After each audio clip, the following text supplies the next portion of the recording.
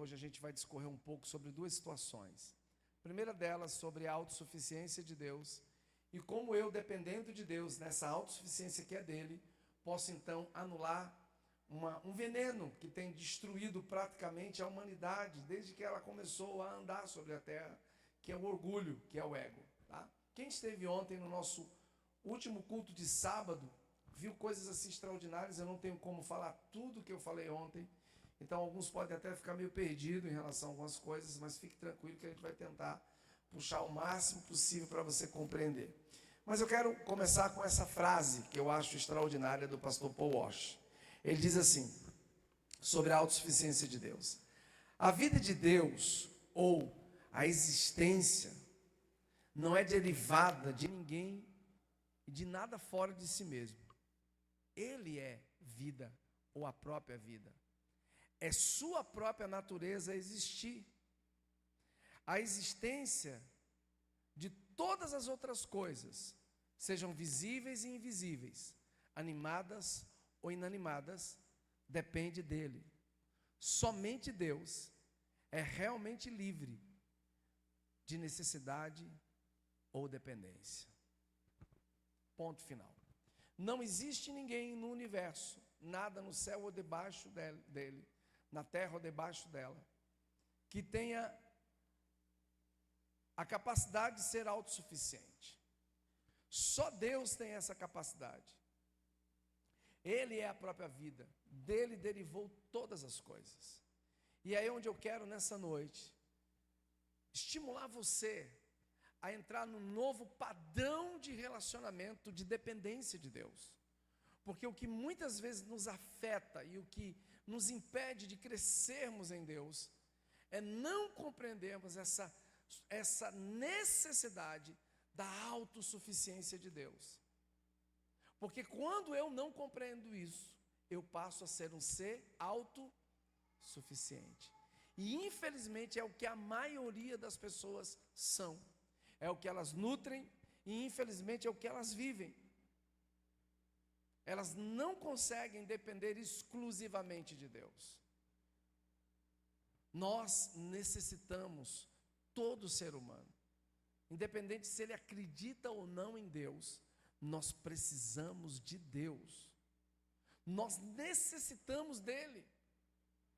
É triste saber que uma grande parte da humanidade está se perdendo por conta do orgulho, por conta do ego, e só há, escute o que eu estou dizendo para você, uma organização, só há um meio dessas pessoas saberem que Deus é real.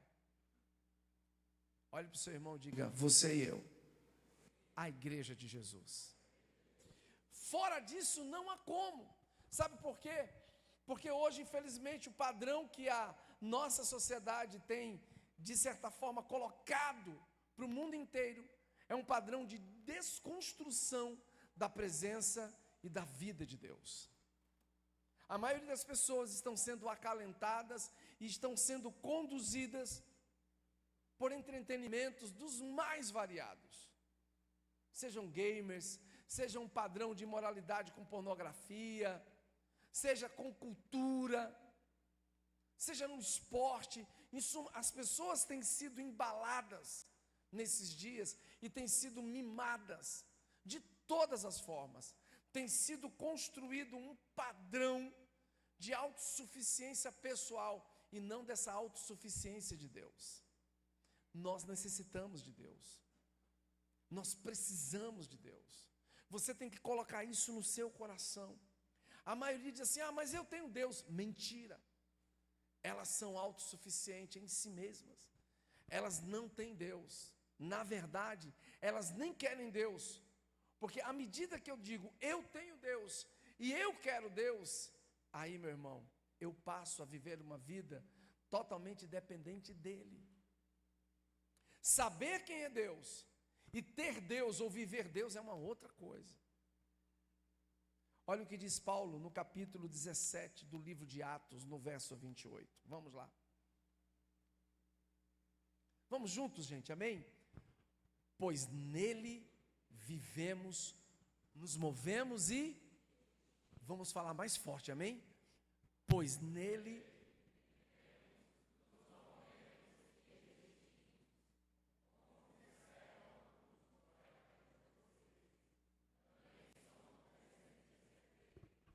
Aleluia. Nele vivemos, pois nele vivemos. Paulo está afirmando isso no Espírito. Nele nós nos movemos, e nele toda a humanidade existe. Assim como disseram alguns dos poetas de vocês, também somos descendência dele. Deus me criou, e Deus te criou, e me estabeleceu, e te estabeleceu com um único princípio.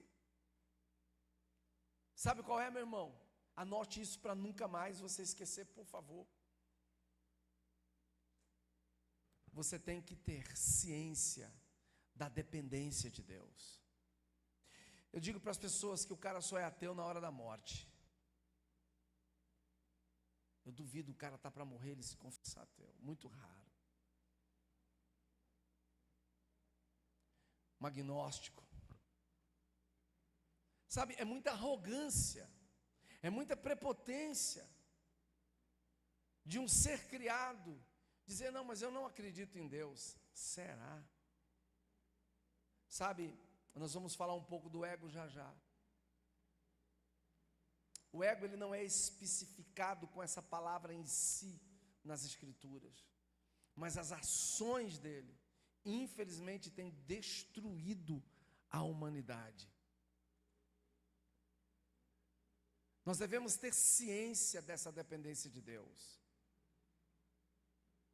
É triste saber que a maioria das pessoas não tem as suas vidas e os seus planos debaixo dessa sujeição divina. O livro de Tiago, capítulo 4, verso 15, diz algo que tem que ser, de certa forma, vivido diariamente, diuturnamente por mim e por você. Olha o que Tiago diz no capítulo 4, no verso 15. Em vez disso, deveriam dizer, se o Senhor quiser, viveremos e faremos isto ou aquilo. Mas é tanta certeza. Eu, quando viajo geralmente, né, o piloto chega e diz assim, atenção, senhores passageiros, daqui a pouco estaremos decolando. E ele fala com tanta firmeza, eu fico aqui, se Deus quiser, se o Senhor permitir. Não estou dizendo que o cara ali está dando uma de arrogante, não. Mas sabe, as pessoas vivem tanto para si, que elas esquecem que a vida é como um sopro, que passa. Nós temos fé que vamos dormir e acordar amanhã, amém? Amém? Mas eu quero que você olhe para essa pessoa linda que está do teu lado e diga assim, não estou profetizando, eu não estou declarando, mas se nessa noite os céus te chamassem, você teria convicção de que estaria com Jesus na eternidade? Responda para você mesmo.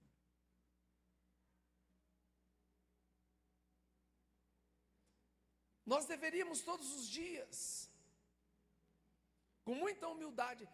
Eu não vou falar aqui, gente, não é demagogia, Deus sabe disso, não é demagogia, não é, sabe, não é um bairrismo, não. Mas todos os dias, quando eu me acordo, eu digo, Deus, obrigado por existir. O Senhor me permitiu. Aí, às vezes, eu vou para o meu asseio pessoal, Senhor, obrigado, porque por essa água. Vou para o meu café, Deus, eu dou graças. E eu fico dizendo constantemente, sou eu, você não é obrigado, Senhor, me perdoa. Perdoe a minha miséria humana. Eu digo isso sabe, eu passo quase que o dia inteiro falando isso. Perdoe a minha miséria humana, Senhor. Vindo para cá, eu estava orando no Espírito, dizendo, Senhor, não me permita ser um homem arrogante. Não me permita ser um homem orgulhoso. Não me permita ser um homem cruel. Eu quero ter essa dependência de Deus. Sabe, nós temos que ter essa humildade, essa sinceridade, reconhecendo que todos os dias nós precisamos depender de Deus. Eu amo essa frase, quem caminha comigo já sabe disso, né?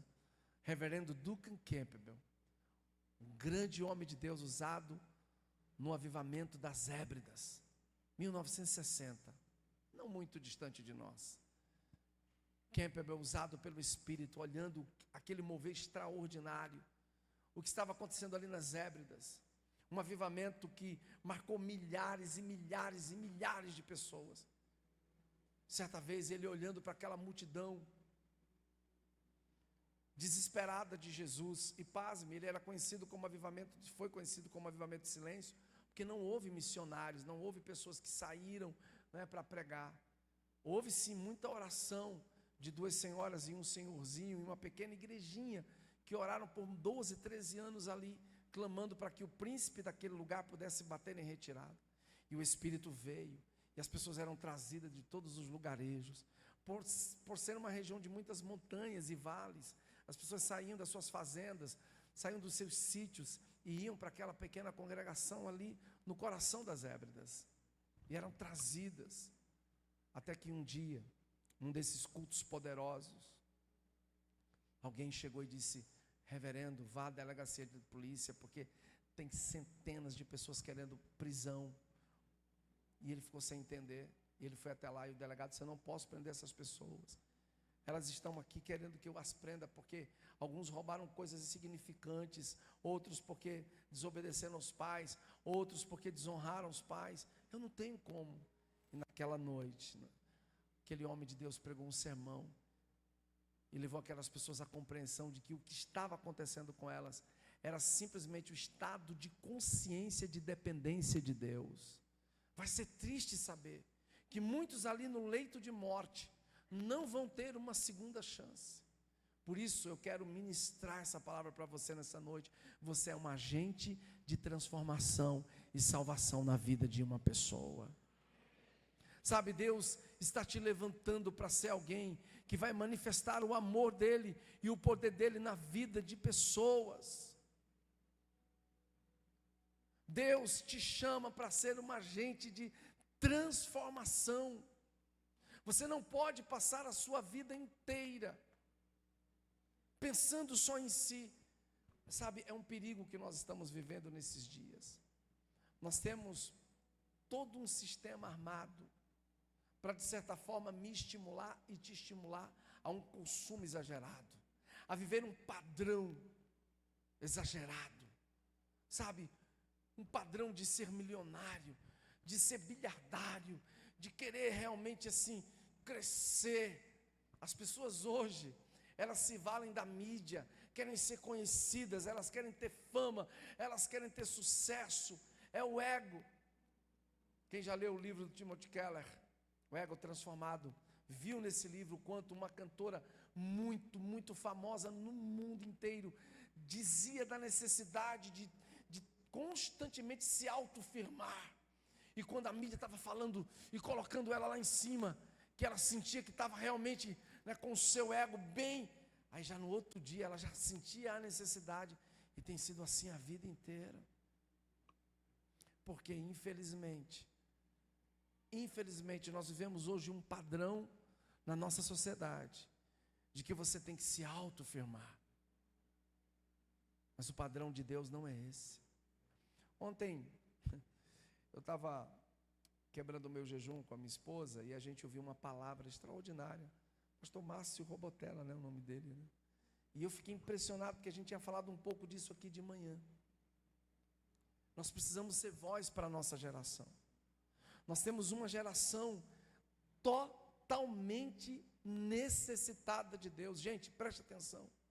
Nunca os campos foram tão férteis. Você é alguém que pode, pelo Espírito e no Espírito, ser um agente de transformação na vida de uma pessoa. Você não pode sair de um lugar como esse, de um ambiente como esse, tão gostoso, chegar em casa, ou então daqui a pouco tomar um lanche, e dormir simplesmente com tudo isso que você vai ouvir, e amanhã e essa semana você não se importar com a vida de alguém. Nós precisamos ser uma igreja que se movimenta nesse aspecto, amém, gente?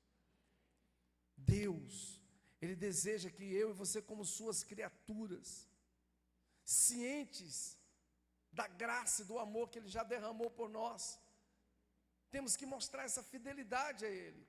Olha, Ele não precisa da gente, é fato, mas Ele deseja, assim como diz o Duncan Campbell, te usar e me usar. O Campbell dizia isso direto.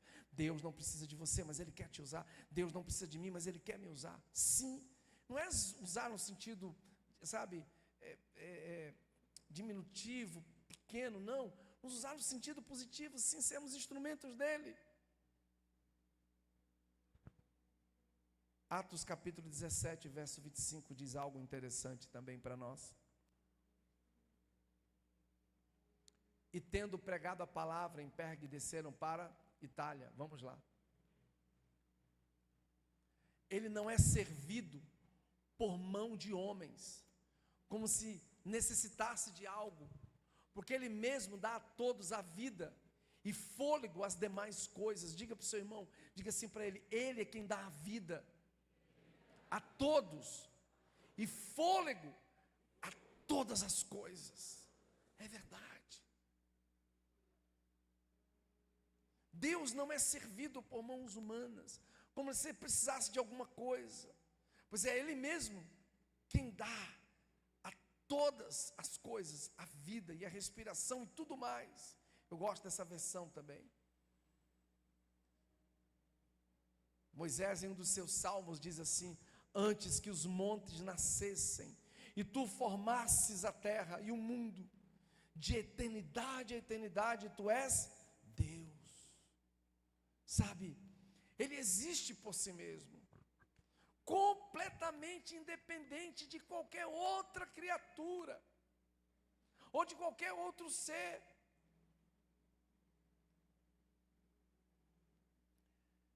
Existe um conceito latínico, que deriva de uma outra palavra chamada aceidade, que significa por si só. Deus, em outras palavras, é autossuficiente em si mesmo. Ele não necessita de absolutamente nada. Ele é Deus e Ele faz o que Ele quer. Agora, é impressionante o que você vai ler em João capítulo 5, verso 26. Independente do que digam acerca de Jesus, porque tem, infelizmente, religiões, seitas, que desqualificam essa autossuficiência também de Deus, do próprio Deus em Jesus, ou Jesus em Deus. Olha só o que João diz. Vamos lá.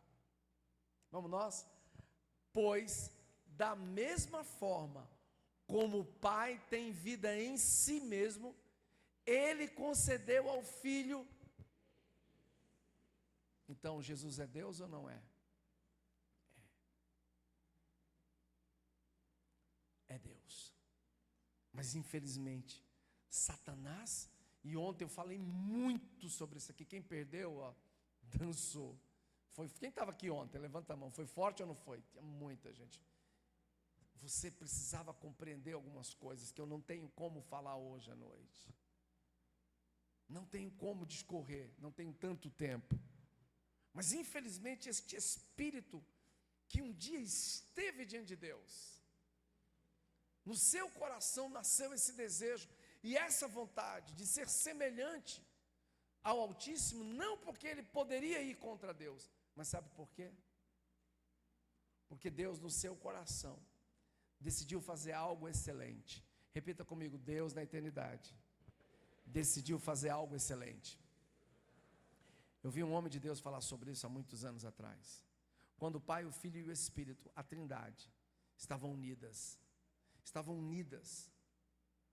ali representando a família. E Deus olha e diz assim: eia, façamos o homem conforme a nossa imagem e semelhança. Aquilo, infelizmente, no coração de Satanás foi como que uma cacetada. Porque nós lemos ontem, vimos ontem, que quando ele foi criado, a Bíblia diz que ele foi criado como ser mais belo e perfeito. Então, no coração dele, já havia essa determinação de que não existia ninguém mais belo e perfeito. Mas o próprio Deus, quando diz assim: vamos fazer algo diferente, criar algo que não foi criado, um ser que tenha toda a capacidade que nós temos. Porque deixa eu te falar uma coisa: um único ser criado que pode viver em 3 esferas sou eu e você. Nós temos um corpo, Nós temos uma alma, e nós temos o quê? Um espírito. Anjos são espíritos ministradores. Só que olhe para o seu irmão e diga assim: você é a criatura mais perfeita que Deus pôde criar. Você pode aplaudi-lo bem forte por isso. Não, mais forte, gente.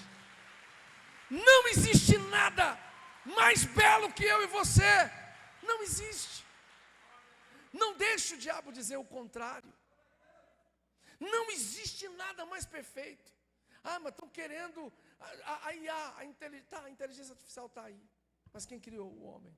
Mas logo ela vai comandar. Problema, não interessa. Não, mas estão querendo fazer bebê de proveito. Mas estão querendo. Não vai. Não tem nada que se compare à criação de Deus, que é o homem. Nada pode ser comparado. Eu estava ouvindo um testemunho essa semana na rádio, achei esse testemunho fantástico, de um jovem que, infelizmente, por conta de uma doença genética, ficou cego completamente. E o médico chegou e falou para ele: não tem jeito, você só se fizer um implante de córnea, mesmo assim é complicado. Em suma, e não tinha jeito daquele jovem recobrar a sua visão. E aquele jovem converteu, e isso é real, a gente estava ouvindo na rádio, eu e minha esposa, fiquei impressionado com esse testemunho. E aí, ele naquela noite, entrega a sua vida para Jesus, decide viver para Jesus, pede perdão pelos seus pecados, e com o passar do tempo, começa a nutrir esse relacionamento com Deus profundo e intenso, até que numa noite ele pede a Jesus que, de certa forma, aí ele tem fé, para que Jesus possa curá-lo daquela cegueira. E ele com muita fé começa a orar e crer. E nesse testemunho dele, ele conta que numa noite, ele estava num estado de sonolência bem profundo, e era como se ele tivesse entre o estágio já de dormir, e despertar, e ficava aquela coisa bem... E ele sentiu que alguém entrava no quarto dele, ele queria abrir os olhos, mas não conseguia.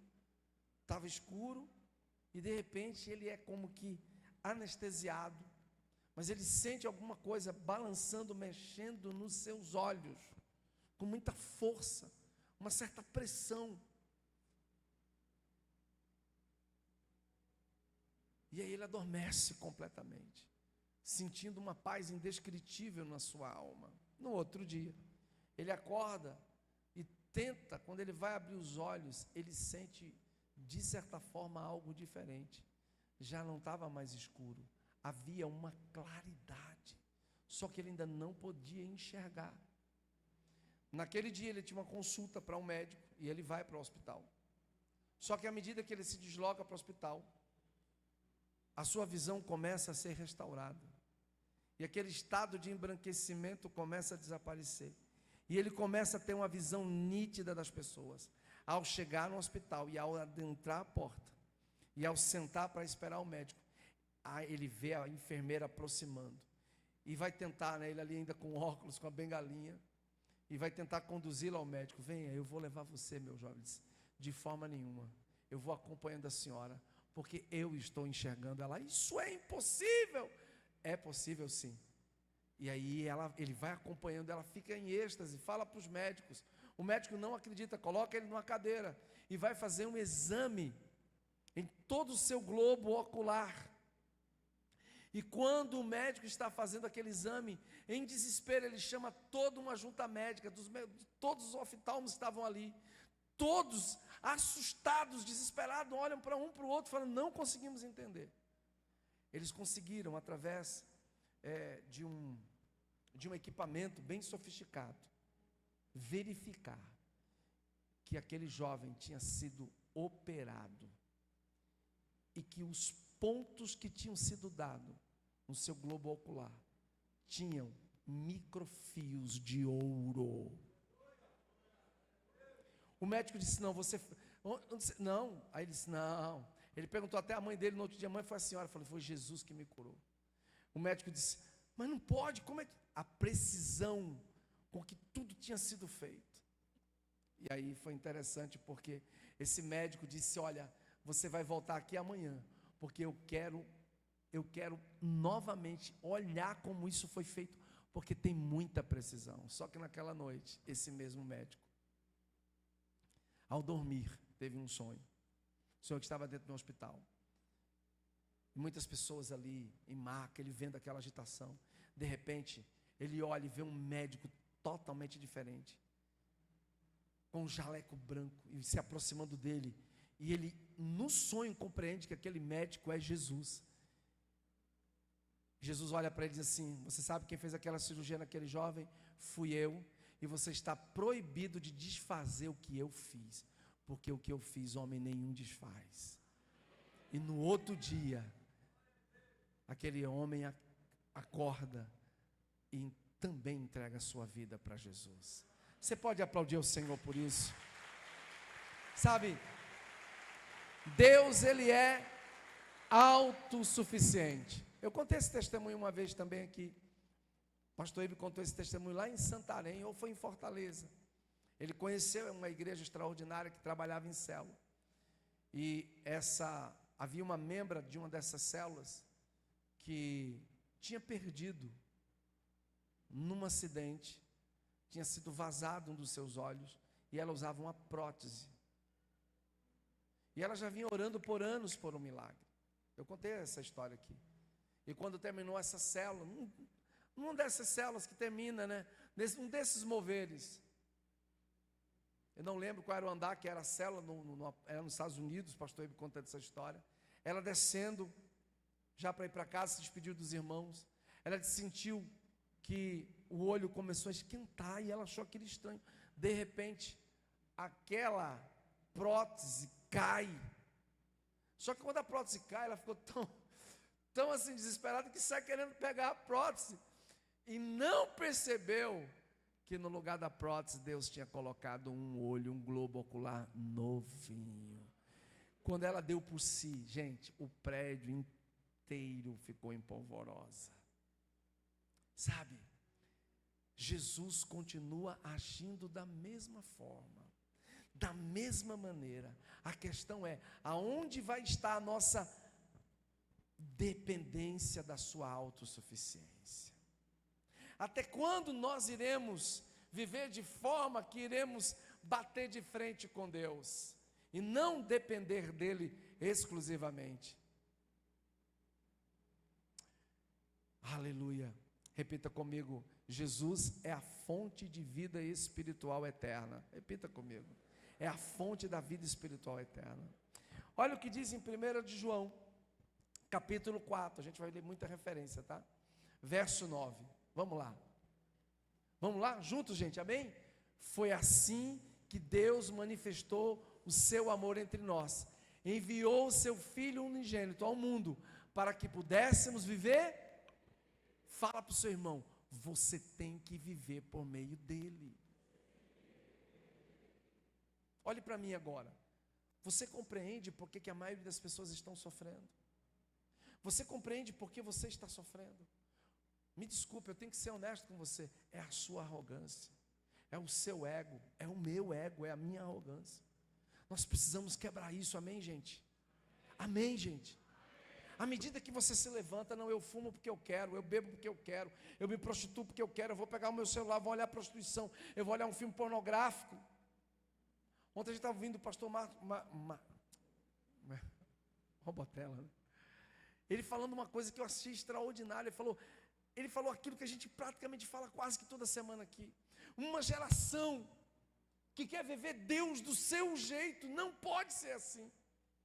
Ele falou algo ontem que me assustou. Ele disse: nós não podemos perder essa geração. Se nós perdermos essa geração, nós seremos cobrados. Eu não quero ser cobrado por Deus. Você não permita-se ser cobrado por Deus. Sabe por quê? Porque você está num lugar onde a palavra da verdade é pregada para você. E você não pode se permitir, ou se dar o luxo de viver uma vida fora da vontade e da presença dEle. Foi assim que Deus manifestou o seu amor entre nós. Enviou o seu Filho unigênito ao mundo, para que pudéssemos viver por meio dele. Não viva mais para si. Sabe, essa geração está clamando. Essa geração em desespero que não sabe mais nem o que é. Uma hora o cara acorda, não acha que é homem, é mulher, é homem, e não sabe mais nem o que é, animal. Meu Deus, a geração desconstruída. Há tanta dor no coração das pessoas, que elas se mutilam, se cortam. Há tanta dor na alma das pessoas, que elas estão buscando o prazer pelo prazer. Querem viver do seu jeito, querem viver da sua forma, da sua maneira. O cara acha que viver um padrão de Deus é simplesmente estar numa igreja, ou cantar, ou tocar. Não, não sabe ele, ou ela, que ele é um agente de transformação. O estar aqui, o fazer alguma coisa no domingo é só um detalhe. Você tem que ser igreja 24 horas por dia. Você tem que orar pelas pessoas. Você tem que clamar a Deus pelas pessoas. Gente, João capítulo 5, verso 21, olha só. Vamos juntos ler? Pois, da mesma forma que o Pai ressuscita os mortos e lhes dá vida, o Filho também dá vida a quem Ele quer. Agora, de que forma o Filho vai dar vida a quem Ele quer? Sabe de que forma? Através da minha e da sua oração, do seu e do meu clamor. Ao invés de nós estarmos perdemos tempo com picuinha, porque se a igreja não for do meu jeito assim, porque se o louvor não for assim, porque se não for assim do jeito que eu quero, para com isso, cara. Não tem mais tempo para estar brincando com essas coisas. Nós estamos formando aqui um exército de homens e mulheres que têm consciência de quem são em Deus. Deixa eu te falar uma coisa, quando você começa a brigar por essas coisas, é porque você não é autossuficiente em Deus. Em Deus, você não depende dele, você depende de si. Você acha que pode resolver as coisas do seu jeito, da sua forma, da sua maneira. Se não for do meu jeito, se não for da minha maneira, porque se não for como eu acho, como eu penso, como eu quero. Não, é do jeito de Deus, é da forma de Deus. É fato que Ele vai usar líderes, pessoas para te instruir, sim, porque é bíblico. Mas quantos infelizmente se perdem, até nascem correto, vêm para Jesus, começam a aprender as escrituras, aí permitem-se que o espírito imundo entre, sabe, e perdem essa necessidade da vida de Deus, e começam a serem autossuficientes. Dizem que depende de Deus, depende de coisa nenhuma, porque andam fazendo o que querem, postam nas redes sociais o que querem. Uma hora está com uma mulher, outra hora está com outra hora está com um homem, outra hora está uma hora está numa igreja, não está mais naquela igreja, está em outra igreja. Não dependem nada, é conversa, religiosidade pura.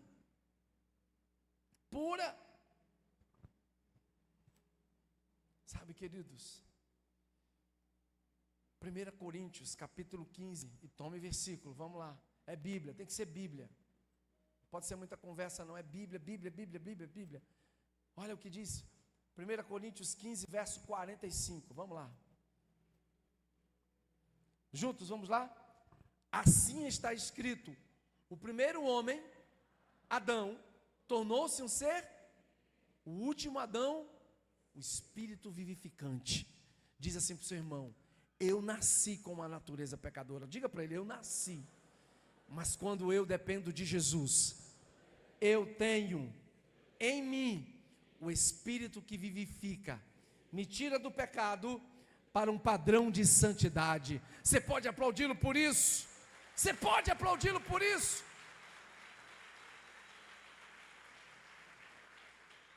Sabe, o primeiro Adão tornou-se um ser vivente. O último Adão, que é Jesus, é um Espírito vivificante. É Ele quem dá vida. Vida.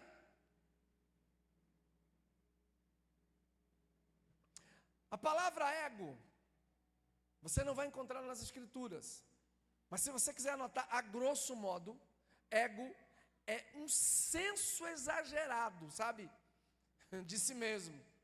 Pode anotar isso aí.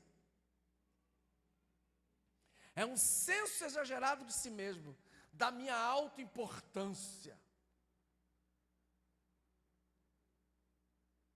Pode anotar isso, nunca mais esqueça. É um senso exagerado de si mesmo.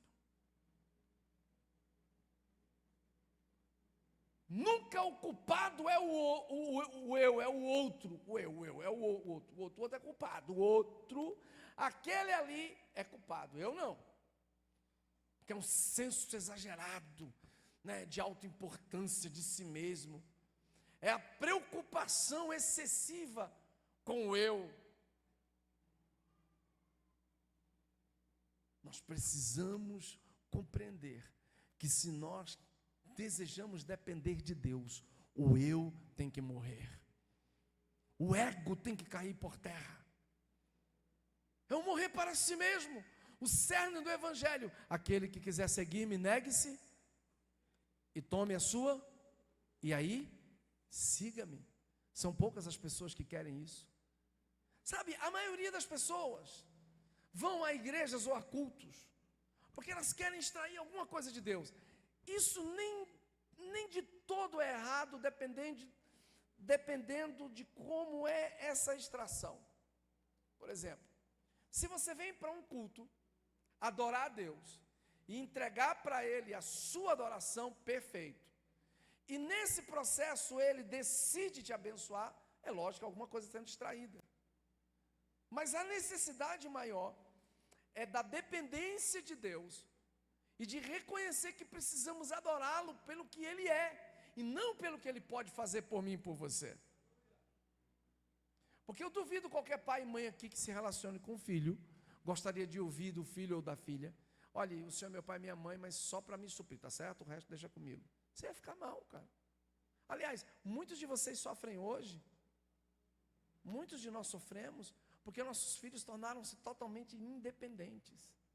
Isso dói na gente como pai e mãe, porque muitas vezes não há o reconhecimento. Isso é uma coisa que eu abomino, é o senso,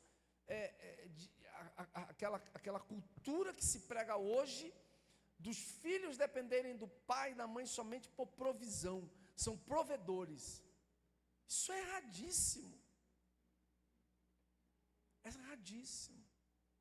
Hoje eu tenho o privilégio de cuidar um pouco do meu pai,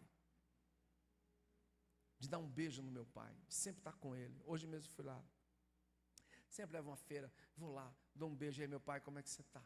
Como é que você está? Como é que você está? Eu não me relaciono com meu pai mais porque ele me dá, ou pode me dar alguma coisa. Eu vejo hoje que o meu amor pelo meu pai é um amor praticamente puro, porque é um amor devocional, um amor de entrega, de reconhecimento, de honra e de respeito. Não posso extrair nada do meu pai hoje. Eu até na minha adolescência, na minha infância, errei muito, porque eu via somente como provedor. Hoje eu vejo muito mais como meu pai. Sabe, queridos, você tem que ter essa visão de Deus, de que Ele é teu Abba, teu pai. Sim, só que tem um detalhe: Ele não é um pai comum, falho. Ele é autossuficiente, Ele tem tudo para ser um abençoador na sua vida. Mas o que você tem que compreender e entender é que o seu relacionamento com Ele não pode ser pautado com ego. Você tem que morrer para si mesmo. Sabe, o oposto ao ego é a Escritura. A Bíblia toda é oposta ao ego. O modelo básico bíblico para cristãos irem contra o ego é viverem as Escrituras.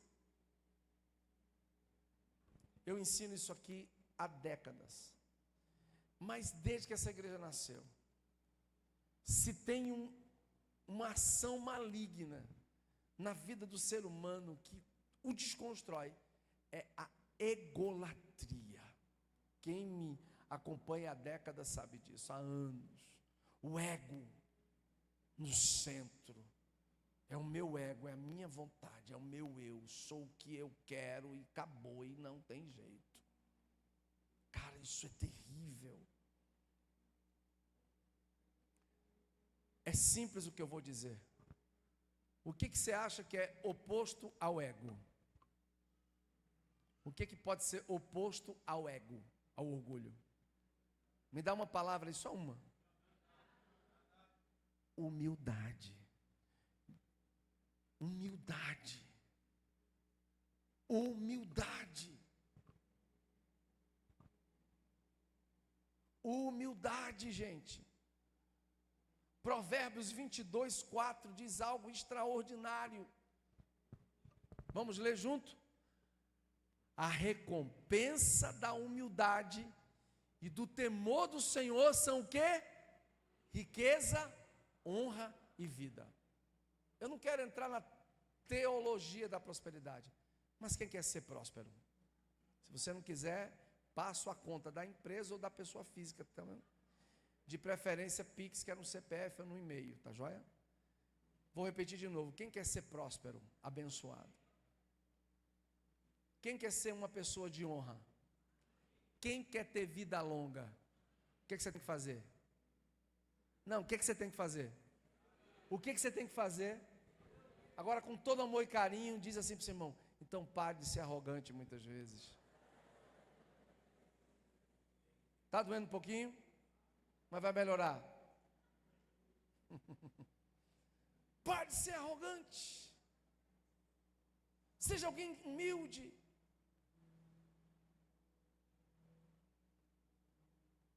Eu estou melhorando. Cadê a doutora Débora? Está por aí, ela está ali. Estou fazendo tratamento de detalhe para rir mais. Já fiz um branqueamento, minha mulher também.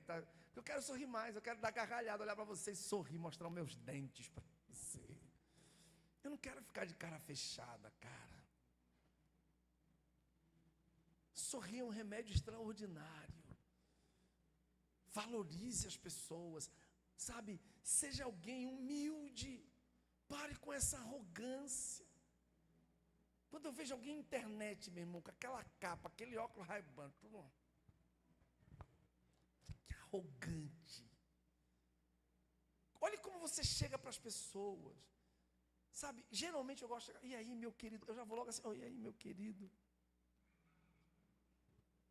Olha, quando carinho, presta atenção, você tem profeta na tua... Quando eu vejo o cara entrar assim, igual jogador, falei, mano, dá uma rasteira. Para com isso, cara, seja humilde. Seja alguém humilde. Vou perguntar de novo, quem quer ter riqueza, honra e vida? Qual é o segredo? Diz de novo para outra criatura. Então, pare de ser arrogante, orgulhoso, egoísta. Pelo amor de Deus. Será que muitas vezes Deus vai ter que espremer você num nível tão intenso para você reconhecer que você tem que ser humilde?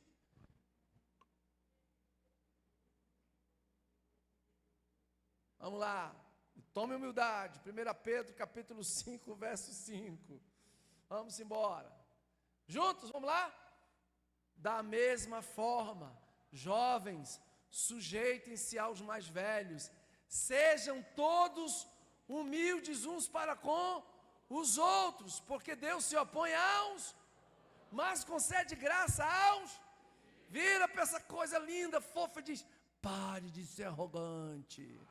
Seja humilde, morra. Você pode aplaudir ao Senhor, amém?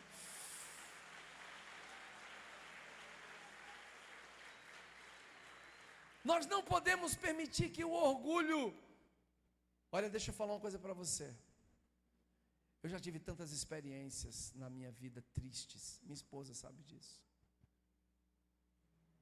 Muitas pessoas, sério, morreram nas minhas mãos, nos meus braços, eu olhando para elas, a vida indo embora, e algumas ainda tão arrogantes, ela sabe disso, arrogantes,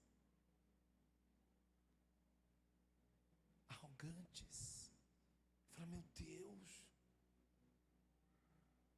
meu Deus, para que isso? Para que isso?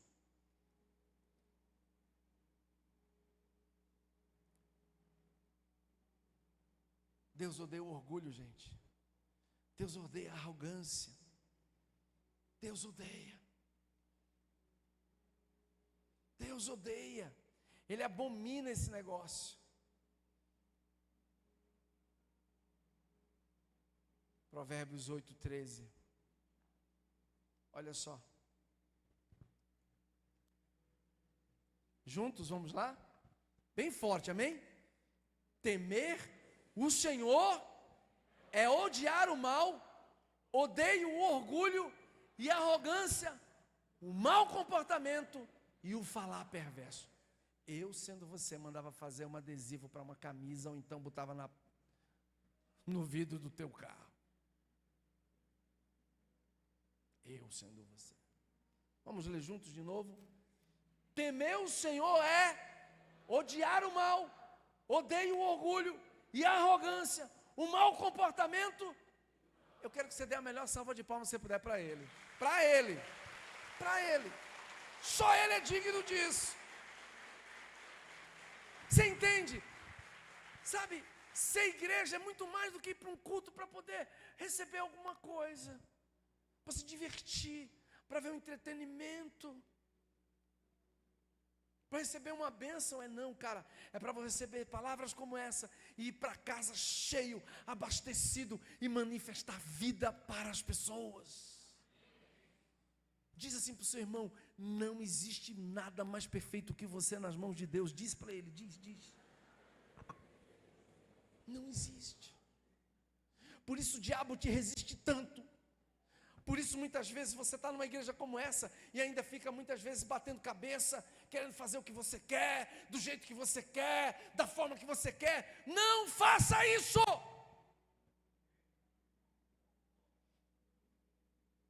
Procure depender de Deus de todas as formas.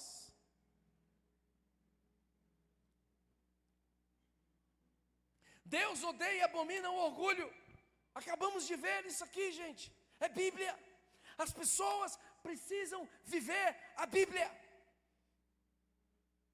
e parar de viver mitos. Hoje eu estava orando por um projeto que nós desenvolvemos há alguns anos. Ontem meu filho foi, ontem Daniel disse: pai, olha essa igreja aqui. Beleza, amo reunir e nós vamos reunir os homens de Deus. Fiquem de pé, homens, casados ou solteiros, varões. Ó pai, o tanto de macho brabo, velho. Vamos dar a salva de palmas para esses varões de Deus. Tudo selva. Agora em março nós teremos a nossa primeira reunião dos homens de caráter dessa igreja. Vai ser um grande movimento, amém? Homens de caráter. Aplauda mais forte, meu irmão. Você é selva. Homens que respeitam a mulher, que respeitam a mãe, que respeitam os filhos, a família. Você pode assentar. Vamos fazer uma camisa bonita de selva, meu amigo. Os caras vão olhar, pô, cara, que camisa, vai todo mundo caracterizado. Papai, que é isso aí, homens de caráter? Você vai dar o seu testemunho. Homens de caráter. Homens que não vão se corromper nessa geração. Verdadeiros Josés. Verdadeiros Daniéis. Amém? Homens cheios do Espírito Santo. Que não vão se corromper, que não vão vender a sua visão. Que não vão se dobrar diante desses espíritos de promiscuidade. Eu profetizo que eu e você vamos odiar o pecado, a iniquidade, a imoralidade, a prostituição. Porque é para isso que nós nascemos. Foi para isso que Deus nos criou. Deus não criou a mim e a você, meu irmão, simplesmente para vivermos do nosso jeito, não. É para vivermos do jeito dele, da forma dele, da dependência dele, amém? Infelizmente, eu não quero entrar muito no mérito, mas essa criatura, Isaías capítulo 14, do verso 13 ao 14, olha o foco dessa besta. Olha só: no dia em que o Senhor der descanso do sofrimento, não, é 13, gente. Isaías capítulo 14, verso 13, nada a ver. Isso. Você que dizia, vamos juntos ler, vamos lá. Você que dizia no seu coração: subirei aos céus, erguerei o meu trono acima das estrelas de Deus, eu me assentarei no monte da assembleia, no ponto mais elevado do Monte Santo. Subirei mais alto que as mais altas nuvens, serei como o Altíssimo. Mas às profundezas do Sheol, você será levado à ira e ao fundo do abismo. Sabe, infelizmente, o arrogante, o orgulhoso, o prepotente, terá o mesmo destino. Ontem nós falamos o padrão de roupa que você tem que se apresentar na eternidade. Nós lemos isso ontem, não vou ler hoje. Você perdeu paciência. Cada culto que você pede é uma chave que você, de certa forma, deixou de ganhar para abrir alguma coisa na tua vida, no mundo espiritual. Existe um padrão de vestimenta e um jeito de você chegar na eternidade. Não é de qualquer jeito. Enganam-se aqueles que só chegar e dizer, não, eu quero Jesus e está bom. Deixa eu te falar uma coisa. O quanto você vive a vida de Deus na igreja na qual você está alocado. O quanto você manifesta Cristo para a tua família. O quanto você é um exemplo para as pessoas.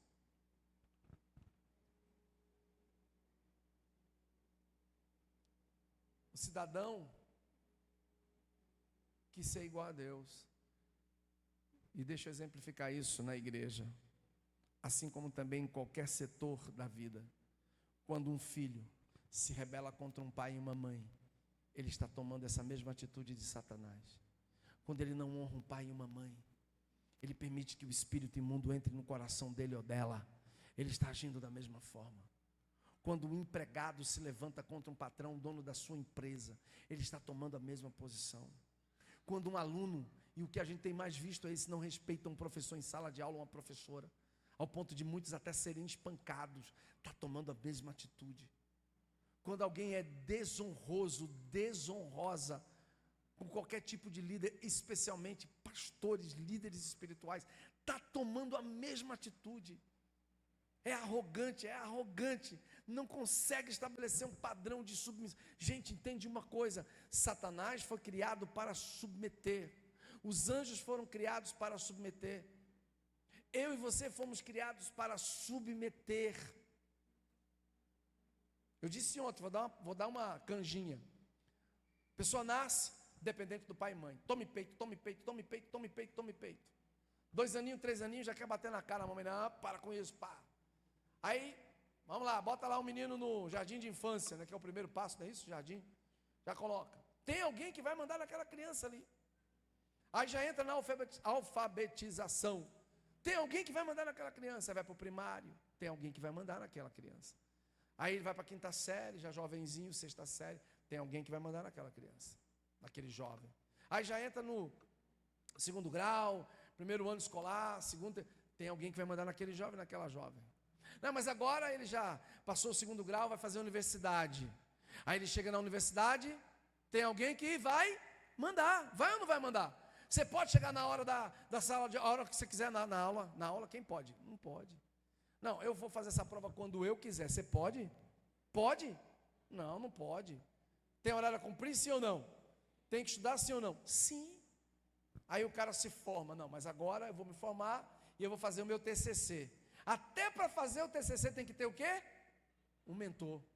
Senão não faz. Alguém que avalie. A vida é ensinando. Aí não, o cara se formou, pegou o TCC. Não, vou fazer um mestrado. Não precisa nem dizer, um doutorado, um PhD. Tem gente ali comandando, mas agora o cara vai montar uma empresa, vai montar um negócio, ele vai trabalhar para alguém, tem alguém mentoreando, tem leis por trás dele. Aí de repente do nada a criatura decide casar.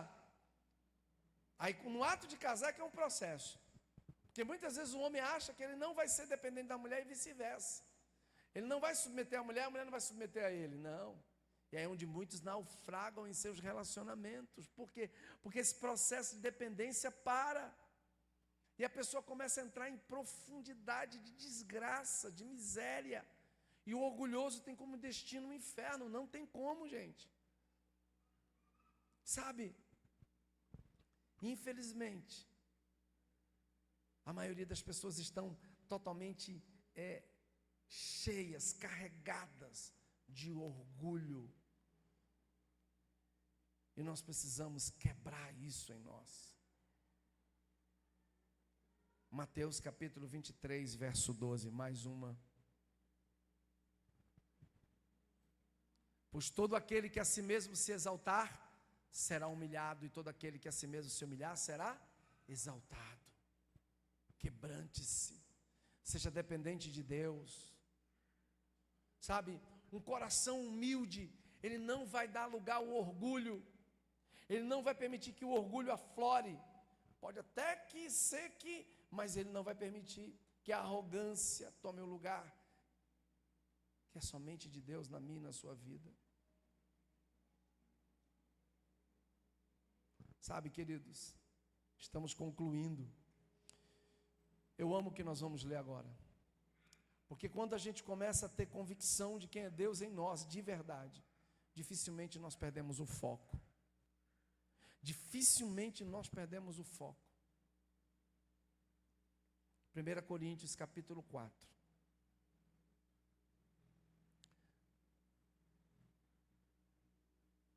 Portanto, que todos nós considerem servos de Cristo, encarregados nos mistérios de Deus. O que se requer desses encarregados é que sejam o quê? Fiéis. Olhe para o seu irmão e diga: se você não for fiel a Deus, você nunca será uma pessoa humilde de verdade. Vamos lá. Pouco me importa ser julgado por vocês ou por qualquer tribunal humano. De fato, nem eu julgo a mim mesmo. Embora em nada minha consciência me acuse, nem por isso justifico a mim mesmo, o Senhor é quem me julga. Portanto, não julguem nada antes da hora devida, esperem até que o Senhor venha, Ele trará à luz o que está oculto nas trevas e manifestará as intenções dos corações. Nessa ocasião, cada um receberá de Deus a sua provação. Irmãos, apliquei essas coisas a mim e a Apolo por amor a vocês, para que aprendam de nós o que significa não ultrapassem o que está escrito. Assim ninguém se orgulhe a favor de um homem em detrimento de outro. Pois quem torna você diferente de qualquer outra pessoa? Ou o que você tem que não tenha recebido? E se o recebeu, por que se orgulha como se assim não fosse? Vocês já têm tudo o que querem, já se tornaram ricos, chegaram a ser reis, e sem nós? Como eu gostaria que vocês realmente fossem reis, para que nós também reinássemos com vocês? Porque me parece que Deus nos pôs, a nós, os apóstolos, em último lugar, como condenados à morte. Viemos a ser um espetáculo para o mundo, tanto diante de anjos como de homens.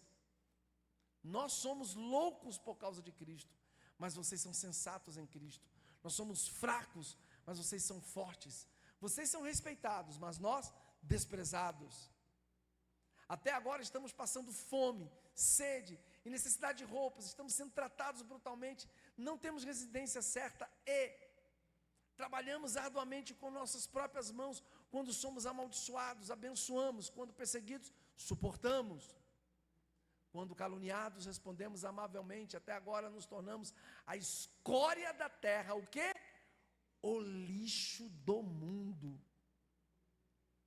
Não estou tentando envergonhá-los ao escrever essas coisas, mas procuro adverti-los como a meus filhos amados. Olha o que esses caras se tornaram. Quando eu leio isso aqui, eu tenho vergonha de mim. Eu tenho vergonha do que o evangelho tem se tornado. Kleber, hoje os meninos me mostrando algumas palhaçadas aí nessas loucuras. Os pastores modernos. Tudo, né? O outro quer ser o Ken, né? Pastor Ken. O bonitão que chega na Ferrari. E a igreja custeando o cara. A outra a pastora do Pix, vestido de 8 mil, bolsa de 10, 15 mil, carrão importado. E a igreja, sabe, essa coisa louca. Uma igreja, me perdoa, que não tem nada a ver com essa igreja. Nada a ver. Nada a ver. Sabe, padrão ao qual eu e você estamos sujeitos é um padrão de vida, de humildade, de um comportamento santo.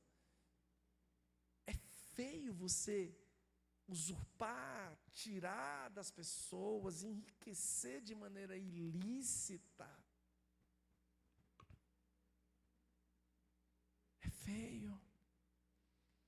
É feio você usurpar, você usar o evangelho como mecanismo de enriquecimento pessoal, constituir um império pessoal. Isso é feio, isso não é bíblico.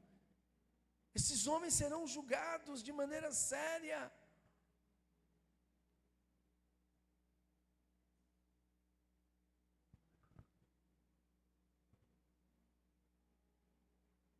Lá em Filipenses 2,7, tem um modelo que ele não pode ser de maneira nenhuma eliminado. Vamos juntos ler? Mas esvaziou-se a si mesmo, vindo a ser, tornando-se.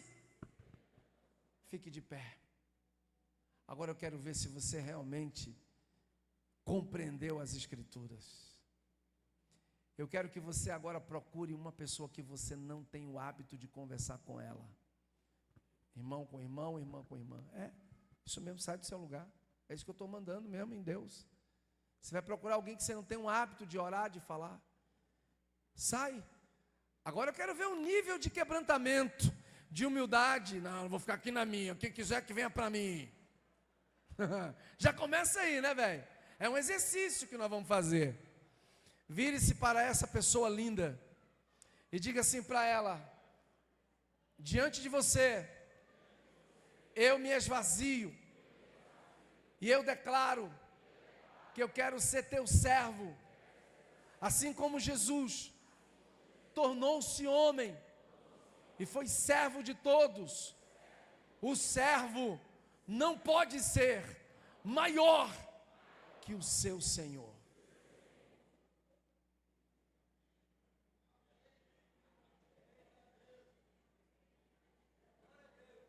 Vamos fazer de novo? Troca, arruma outra. Pois é. É exercício. Isso é ser igreja. Irmão? Isso é ser igreja. O irmão está sozinho, vai procurar alguém também, rapaz. Deixa o orgulho de lado. Olha para lá, olha para o seu irmão. Fala para ele: diante de você, eu me esvazio e declaro que eu sou teu servo. Assim como Jesus esvaziou-se a si mesmo, tornando-se homem, servo de todos. O servo não é maior que o seu mestre, que o seu Senhor. Você pode abraçar o seu irmão.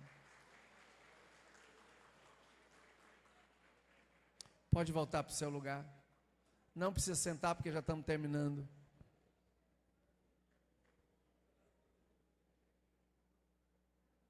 Um exercício pequeno. Mas você viu a dificuldade que muitos têm de sair do lugar? Ficam parados, duro. Só isso aí já mostra o quanto de orgulho ainda tem em nós. Eu participei de um culto. Isso vai fazer uns 10 anos atrás. 10 anos. Foi o maior. Eu nunca tive uma experiência.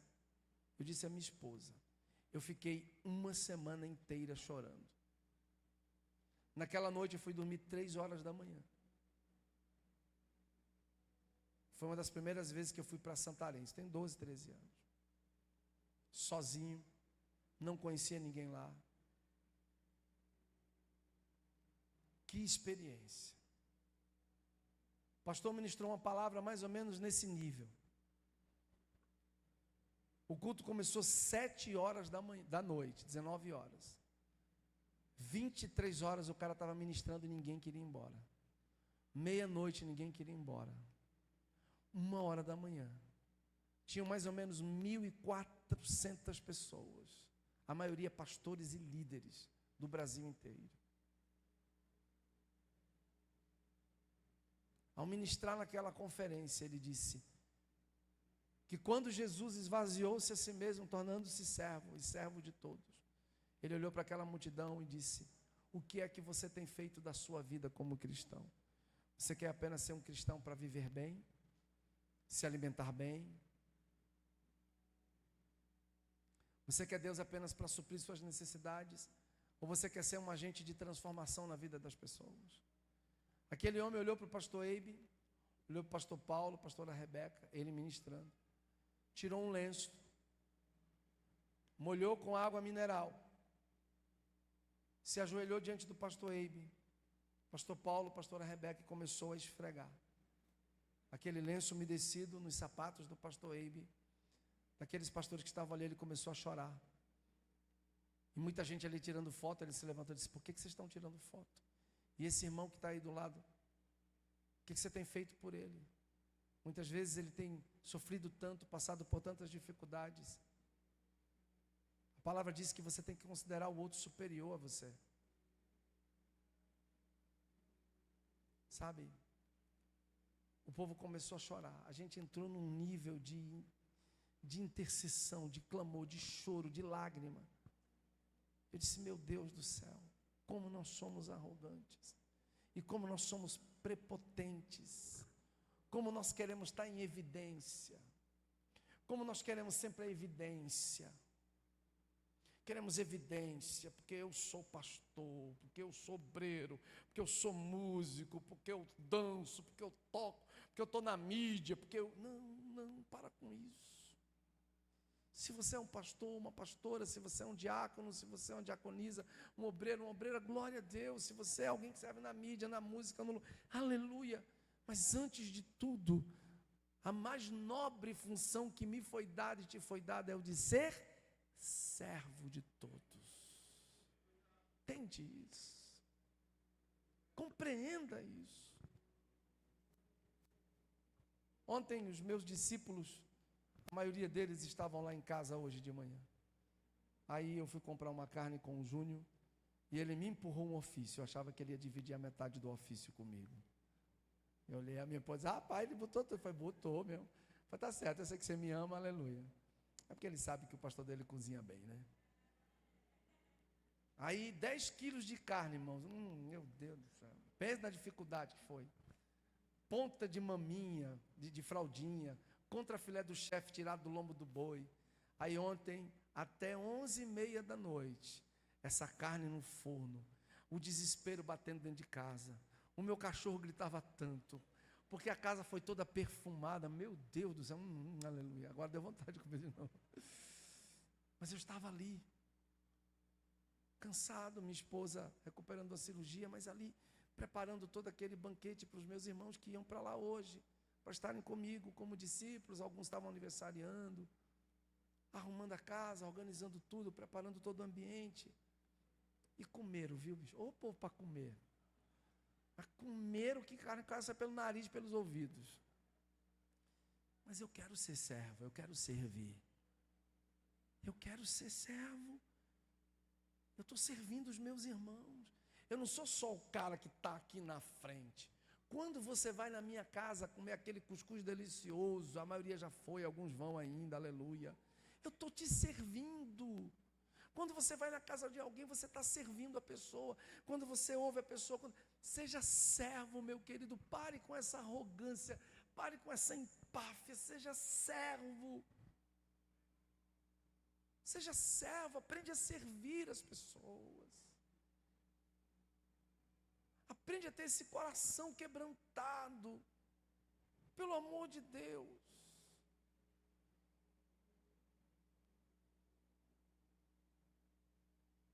Sua última oração, lá no Getsemane: Pai, contudo, não seja como eu quero, e sim como tu queres. Fecha os seus olhos. Se você tem fé, você não é obrigado a fazer isso. Mas eu quero que você faça essa oração. Fecha os seus olhos. Com a sua mão esquerda, você vai colocar ela em cima do seu coração. com a sua mão direita você vai levantar ela para o céu. Se você quiser, por favor. Mas eu quero que você repita comigo essas últimas palavras de Jesus. Repita comigo. Abba. Abba. Abba. Contudo, não seja como eu quero, e sim como tu queres. Baixe suas mãos, abra seus olhos e olhe para mim. Repita de novo. Abba. Abba. Abba. Que não seja como eu quero, mas como tu queres. Foi você que fez a oração. Foi você que fez a oração. Você sabe no outro dia o que foi que ele recebeu? Alguém sabe? A cruz, o madeiro. E ele não reclamou. Diga assim para o seu irmão: suporte. E não reclame. Você acabou de orar. Não é como você quer, mas é como o Abba deseja. Você pode aplaudi-lo em nome de Jesus? Pode aplaudi-lo mais forte. Vou chamar aqui o louvor, amém? Todo louvor. Rapidamente, pessoal do louvor.